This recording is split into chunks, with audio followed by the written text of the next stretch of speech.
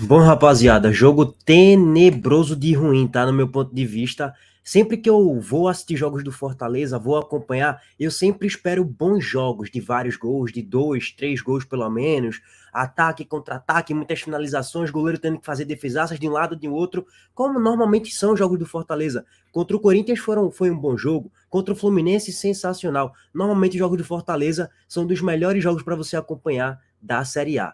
E hoje foi muito ruim. E eu não estou nem falando necessariamente que foi culpa do Fortaleza só do jogo ser ruim. Não, os dois times assim, muito mal no jogo. Até porque o Fortaleza poupou alguns dos titulares. Por exemplo, o Galhardo foi banco de reservas. O Caleb não foi titular, também estava no banco de reservas. O ataque titular ali estava com Silvio Romero e Pochettino como meio atacante. Guilherme muito ruim, horroroso na partida. De ponta esquerda estava, até finalizou uma bola no travessão, uma bola perigosa de fato, mas Guilherme está fazendo a temporada abaixo no Fortaleza, isso aí é um fato. Então, assim, com Guilherme, Silvio Romero, com as ausências de Caleb, com a ausência de Thiago Galhardo, naturalmente Fortaleza, ele cai ali sim, um pouquinho do nível, sem dúvidas nenhuma. Bruno Pacheco também foi banco de reservas, e aí eu já projetava isso, um empate. Abraço pro Edney Vasconcelos, torcedor do Fortaleza, que eu troco ideia com ele. E ele falou, ó, meu irmão, mandou a escalação pra mim. Ele, ó, hoje vai ser um mistão. Zé Welles de titular, não sei o quê, pá, pá, pá. Eu falei, então vai ser empate, provavelmente. E até achei que seria 0-0 ou 1-1 no máximo. E de fato bateu com o que eu esperava da partida. Bom, gente, segundo ponto, o árbitro. Meu Deus do céu. E só para colocar o contexto, tá? Da estatística do porquê o jogo foi muito ruim. De um modo geral, foram 29 finalizações. 3 chutes na barra. O Fortaleza finalizou 2 vezes na barra, uma na trave, e o São Paulo só finalizou uma bola na barra, que foi na grande chance do São Paulo na partida, que Maurício Kozlinski, goleiro do Fortaleza, saiu bem, e Nestor perdeu um gol cara a cara, finalizou em cima do goleiro do Fortaleza. Tirando isso, não tem muito que extrair muitas coisas desse jogo não, tá? Mas é o seguinte, meus amigos, eu queria tocar no ponto do árbitro antes de voltar a falar um pouquinho sobre o jogo e o contexto da temporada dos dois times, o Sport que vai enfrentar o São Paulo na próxima quarta-feira, jogo válido pela Copa do Brasil. O árbitro horroroso, ridículo, arbitragem amadora hoje, o que a gente viu no Castelão. Os dois lances das expulsões de Brites e de Nestor sem nexo algum. De verdade, tá? Sem nexo algum. O árbitro, pelo menos eu estou tentando ler o que o árbitro pensou ali no momento. Que Brit deu uma cotovelada em Caleri, só que isso não aconteceu. Foi uma disputa normal de jogo, que eu acho até que foi falta de fato para o São Paulo, mas jamais aquilo ali era para segundo amarelo e depois uma expulsão automaticamente de Brit. Jamais. Insanidade mental que o árbitro fez hoje. Depois o lance de Nestor é quase a mesma coisa. Nestor, ele abre um pouquinho o braço, a bola, praticamente o braço nem pega em Tite, a bola, a mão de Nestor vai um pouquinho ali próxima do peito, um pouquinho abaixo, e nem toca direito. E aí Tite fez uma simulação como se tivesse acabando o mundo, o juiz comeu a de Tite e expulsou também Nestor, segundo amarelo e expulsão. Só que talvez esse lance nem falta foi, e se foi, também ficou claro para as duas torcidas que nem para cartão amarelo é. Aí teve um lance aos 40 e tralalá do segundo tempo, que Caleb recebe um bom passe na ponta esquerda e finaliza no gol. E o goleiro Rafael fez uma ótima defesa, a bola foi para escanteio. O árbitro marcou tiro de meta, que lógico, não estou insinuando nada, só para deixar claro, mas vamos ficar aqui no entendimento que eles são ruins mesmo, tá? E porque o Bandeirinha claramente não observou que o lance era para escanteio nesse lance aí. Assim, gente, a arbitragem hoje é a arbitragem do futebol brasileiro, né? Tenebrosa. E aquela questão das investigações de manipulação de casa de aposta, eu acho que no futuro tende a chegar também a investigar os árbitros, sem dúvida nenhuma. Inclusive o próprio Ulisses de. Foi quem, meu Deus? O Everton Guimarães na Rádio Bandeirante, na TV Bandeirante, falou isso. Ó, os clubes já entraram em contato aqui e tal. Eu entrei em contato com fontes ligadas a alguns clubes que informaram que as investigações vai chegar também nos árbitros. Só para deixar claro, não estou falando que hoje teve manipulação, não estou falando isso, nem estou insinuando. Só estou falando que as tomadas de decisão foi muito esquisita porque todo mundo viu que não era para expulsar, todo mundo viu que era para escanteio e o cara fez justamente o oposto.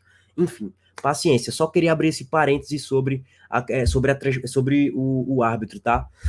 Sobre a partida, gente, eu já falei um pouquinho aí sobre o jogo de um modo geral. Os dois times com baixíssima criação ofensiva, de posse de bola trabalhada, de troca de passes, triangulação. Pouco. Fortaleza não conseguiu criar muitas chances com o Pochettino, que deixou a desejar hoje. Guilherme muito mal. Silvio Romero até fez algumas boas jogadas ali, fazendo alguns pivôs interessantes para o próprio Pikachu. Inclusive, eu vejo que o São Paulo ele é vulnerável pelas laterais, tá? Eu acho que, só para projetar a Copa do Brasil, tá? Eu acho que o esporte, ele sabendo explorar bem esse ponto forte da gente, que já é as bolas nas laterais, principalmente na lateral esquerda, eu acho que o esporte pode se sobressair com Igor Cariús e Juba espetando naquele lado da ponta esquerda. E o Fortaleza chegou muito com a jogada de Pikachu pelo lado direito. Pikachu se infiltrando muito bem na ponta direita e finalizando em gol com perigo. Em gol não, né? Para fora normalmente, com perigo. Então, eu acho que o São Paulo ele tem essas vulnerabilidades aí na defesa. O meio-campo do São Paulo, pouco criativo. Alisson é um meia atacante do São Paulo, só que eu olho para Alisson e eu não vejo muitas características de Alisson, ex-Cruzeiro, ex-Grêmio. Eu não vejo muitas características para ele ser o teu meio-campo, meia atacante, meia de criação e tal. Wellington Rato, Malemar. Nestor, fraco. É um meio-campo também Malemar. É um Malemar que, óbvio, em comparação à régua da Série A, lógico. Então, assim, um jogo muito ruim, tá, gente? Se assistir de modo geral, não... é difícil até extrair muita coisa desse jogo, sendo bem sincero. Eu lembrei de Barolo, tá? Aos 30 minutos do primeiro tempo, tem um tal de Marcos Paulo. É horroroso, viu, gente? Quando Barolo fala, pô, tal jogador tropeçou sozinho, eu falo, meu Deus, será que foi isso mesmo? E não é que foi. O cara tropeçou sozinho, sem bola, sem nada, tá, gente? Tropeçou e caiu no chão, correndo. É horroroso o tal do Marcos Paulo. Então, assim, o São Paulo tem muitas limitações. De um modo geral, é um time que tá melhor, de fato, com o próprio Dorival Júnior. Os números mostram isso, de fato. Ó, só para passar o recorte do São Paulo de Dorival Júnior, o São Paulo ele não perdeu desde a chegada de Dorival Júnior. Eu falei isso para vocês aqui.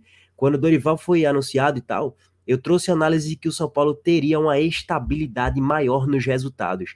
Não necessariamente que teria um grande futebol, mas que teria uma estabilidade nos resultados. Ó, venceu do América Mineiro 3-0, venceu do Ituano fora de casa na Copa do Brasil, ganhou a classificação, empatou com o Coritiba lá, empatou com o Tolima jogando nada, mas o resultado chegou, ganhou do Internacional de 2-0 no Morumbi e hoje conseguiu um bom resultado, porque sim, empatar com Fortaleza hoje no Castelão com o apoio da torcida, não é todo mundo que vai conseguir fazer isso, então foi um bom resultado para o São Paulo, sem dúvida nenhuma.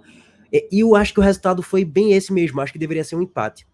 Agora eu acho que deveria ser 1-1. O Fortaleza criou para fazer pelo menos um gol e o São Paulo também criou para fazer pelo menos um gol, tá? Teve bola na travessão, o Pikachu perdeu um golzinho, o São Paulo também chegou com perigo, o Corinthians teve que fazer uma boa defesa, teve uma outra finalização ali de Caleri muito perigosa. Enfim, Caleri é um cara que se doa muito em campo, muito batalhador, muito brigador, mas a bola tem que chegar nele para ele brocar, né? Sem dúvidas. Ó, o Fortaleza está na sexta colocação, boa campanha até o momento, 9 pontos conquistados em 5 partidas. 2 vitórias e 3 empates. Os empates aí contra Corinthians, Internacional e hoje contra o São Paulo.